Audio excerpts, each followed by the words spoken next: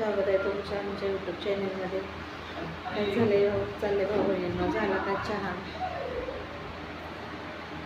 आमचे व्हिडिओ कालपासून आले तर त्या आय डीला काही झालं आहे मला पण माहीत नाही. मी पण नवीन आहे भाऊ बहिणींनो, यूट्यूब चॅनल चालू केलेलं आहे. मला पण त्यातलं काही समजत नाही आणि तर जवळपास कोणी नाही. मी त्यांना विचारावं तरी पण मला येईल तसं मी व्हिडिओ टाकत राहते भाऊ बहिणींनो. तुमचा सपोर्ट राहू द्या आम्हाला.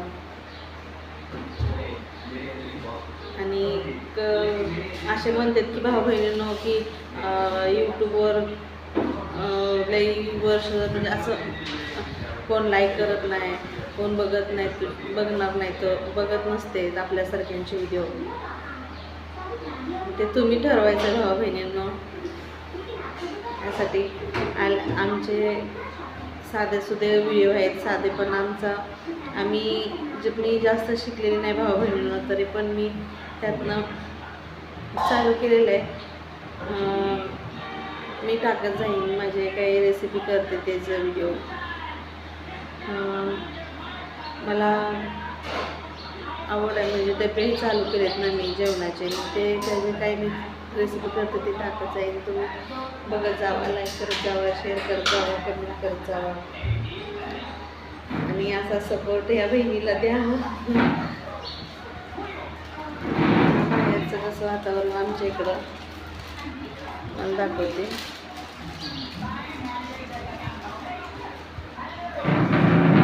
झाल्या मिळालेलं आहे बाहेर. आपल्याकडं आहे का?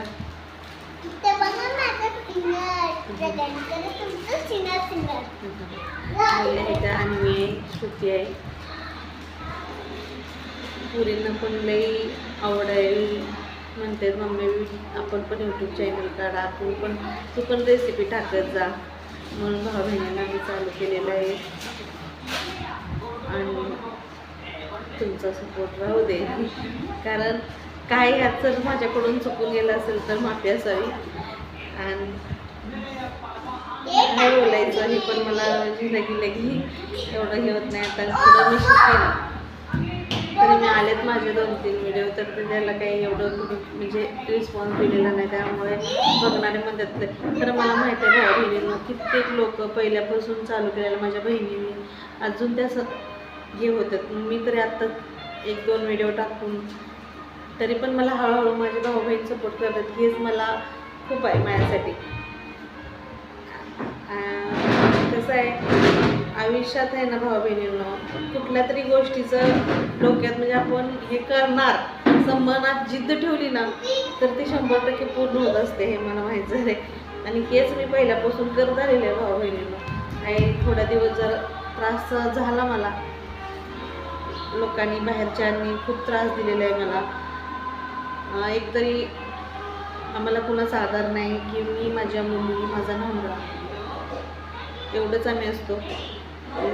लोक बोलतात आम्हाला कसं जराशा आम्ही माणसांकडून थोडंफार असं पैसे व्याजाने घेतले होते. मग त्या माणसाने आम्ही त्यांच्या भाऊ बहिणींना पूर्ण दिले होते, पूर्ण पैसे देऊन पण त्यांचं अजून संपतच नाहीत. म्हटल्यावर आम्ही हिसाब काढले होते. असं आम्हाला कळलं की आमच्याकडून त्यांनी जास्त घेतलेले आहेत, तरी पण त्यांनी आमच्या नावावर जास्त लागले. त्याच्यामुळे आम्ही ते गाव सोडलं भाऊ बहिणींना.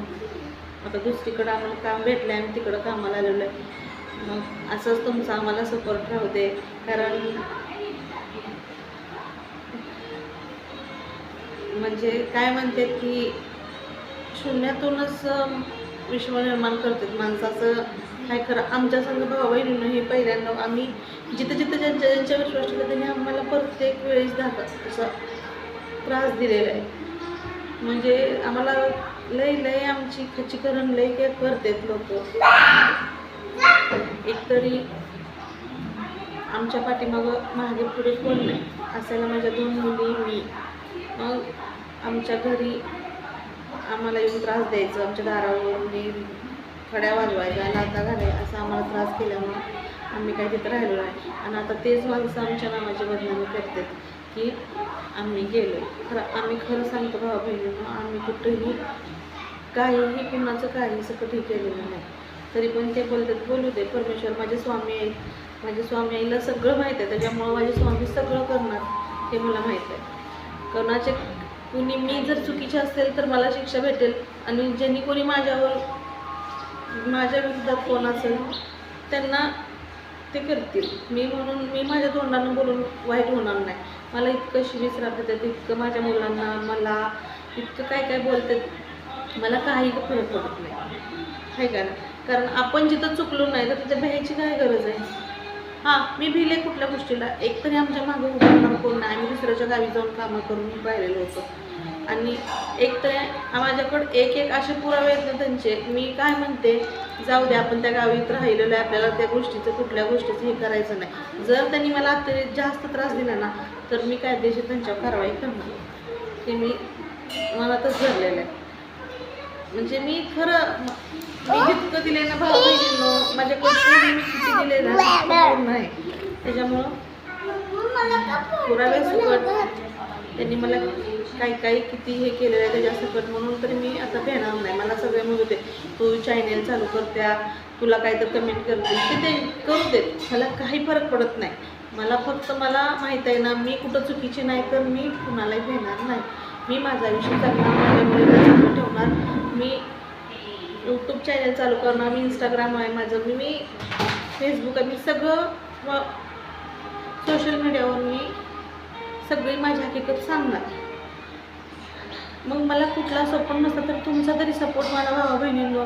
मला सांगायचं आहे की माझ्यासारखं कुठल्या माणसाला, म्हणजे कुठल्या माझ्या बहिणींनी माझ्या भावांनी अडकून कुणावर एकतरी विश्वास ठेवला तर त्यांच्याकडं आपल्याकडं काहीतरी पुरावे ठेवावं. कारण माणूस असा आहे ना, एका ताटात खाऊन आपल्यावर बेईमान होतात, असं आमच्यासोबत झालेलं आहे भावा बहिणींनी. ह्यासाठी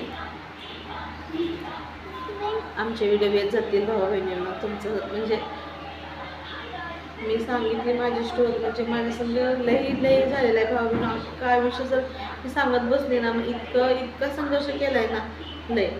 एक आम्हाला सपोर्ट आणि आमच्या मागं कोण नसल्यामुळं आम्ही माझी फॅमिली अशीच आहे, मी माझ्या मुली जगतोय, आणि हे पण आम्हाला जगू देत नाहीत. काय पण बोलायचं, काय पण नावाची बदनामी करायची. तुम्ही मला सांगा, अशा कित्येक माझ्या बहिणी आहेत की त्यांच्या घरच्यांनी साथ सोडलं त्या उभं राहिल्या खंबीर पायावर.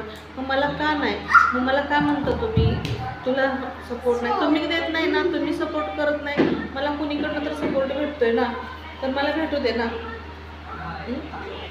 त्यासाठी मी म्हणते, माझ्या मुली शाळेला जातात. एक मुलगी माझी 6वीला आहे, मग ही आता आहे, तिला आता अजून 1 वर्षानं मी घालणार. मग मला पुढं काहीतरी काम भेटेलच ना, मग मी ते काहीतरी करीन.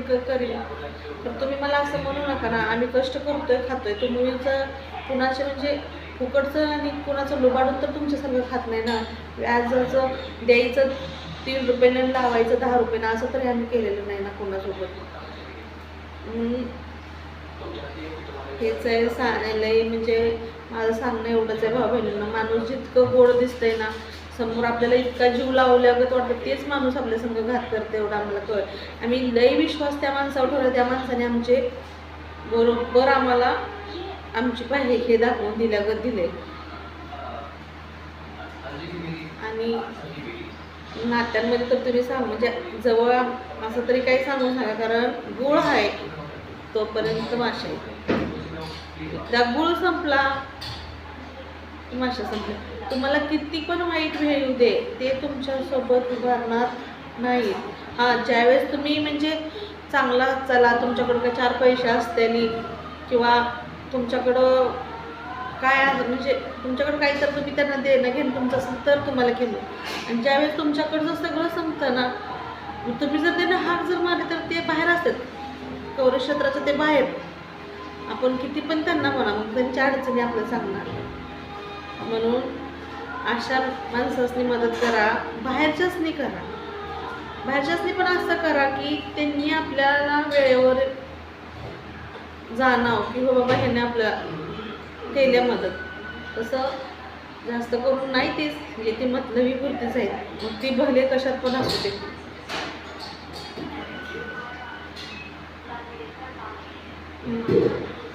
फक्त एवढं कळलं की आपल्यावर वाईट वेळ आलं आपल्यासोबत कोणी नसतं. आपली मुलं हीच आपलं सगळं जीवन आहे, आणि माझी मुलं हेच माझं जीवन आहे. दुसरं मला काही नाही. माझ्या मुलींसाठी मी जगणार, मी काहीतरी करून दाखवणार, मी काहीतरी त्यांच्यासाठी आतापर्यंत तुमच्या देण्यात मी देऊन हे झालेलं आहे. आता नाही, आता फक्त मी माझ्या लेकरांसाठी राबणार. तुम्हाला काय करायचं आहे ते करा, मला काही नाही एवढंच सांगते भावांनो. म्हणून मी त्यांना सोडलेलं आहे. नाहीतर ते मी साधं इंस्टाग्रामवर भाऊ बहिणी त्यांनी मला कमेंट केलं होतं की दुसऱ्यांचे पैसे दे. अगं मी त्यांना एकच म्हणलं की तुमचा ह्यात काहीच संबंध नाही. मी दिलेलं दिसलं, तुमच्याकडून घेतलं, मी आजपर्यंत किती देते हे तुम्हाला दिसलं नाही. अशी लोक आहेत भाऊ बहिणींना. उन्हात उभार म्हणलं तर सावली ते म्हणणार माझ्या मुलांना कोण नाही माझ्याशिवाय. आणि मला इतकं त्रास करतात ना, मला अक्षरशः माझ्या डोक्यामध्ये गाठ आहे भाऊ बहिणींना. ते डॉक्टरनीच वरच्या वर आहे म्हणून सांगितलं, तर इतकं जी मला त्रास होतो त्या गोष्टीचा. आणि हे बाहेरचं टेन्शन नाही, इतकं मला त्याची करण झालेलं आहे. असं ते भाऊ बहिणीनं आमचे व्हिडिओ आजपासून येतात चांगले. आम्ही रेसिपीचे टाकू, आमचे कुठले बाहेरचे घेतले, आमचे व्हिडिओ बघत जावा, आम्हाला लाईक सबस्क्राईब करत जावा भाऊ बहिणींनो. तुम्ही सगळ्याला सपोर्ट केला तसं आम्हाला करत जावा. चला भेटूया पुढच्या व्हिडिओमध्ये. बाय.